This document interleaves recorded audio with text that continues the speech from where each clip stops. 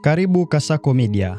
Israeli imeendelea na mashambulizi yake kusini mwa Lebanon siku ya Jumanne, lakini haikushambulia Beirut kufuatia makubaliano ya kusitisha mapigano kwa kiasi fulani na kundi la Hezbollah linaloungwa mkono na Iran.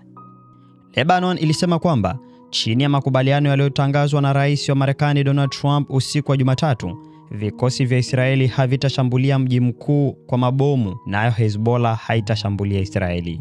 Hii ilitokea baada ya Iran kusema kwamba hatua ya Israeli nchini Lebanon inahatarisha mazungumzo kuhusu makubaliano ya kukomesha vita vyake na Marekani. Kufuatia tangazo la kusitisha mapigano, jeshi la Israeli lilisema limezuia makombora mawili yaliyorushwa kaskazini mwa Israeli.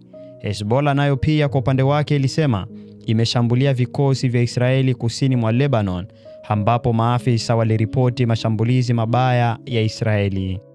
Mashambulizi hayo yaliripotiwa tarehe 28 Mei mwaka huu 2026, ambapo ilisemekana kuwa makumi ya watu waliuawa katika wimbi kali la mashambulizi ya anga ya Israeli kusini mwa mashariki mwa Lebanon siku ya Jumanne, baada ya waziri mkuu wa Israeli Benjamin Netanyahu kuapa kuongeza kasi ya hatua za kijeshi dhidi ya Hezbollah.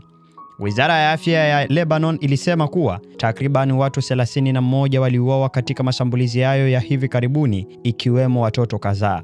Jeshi la Israeli lilisema lililenga zaidi ya maeneo 100 ya miundombinu ya Hezbollah pamoja na wapiganaji wa Hezbollah katika mojawapo wa usiku wenye mashambulizi makubwa zaidi tangu usitishaji wa vita uliposimamiwa na Marekani uanze katikati ya Aprili. Basi kwa kupata mengi zaidi, jiunge na Kasako Media.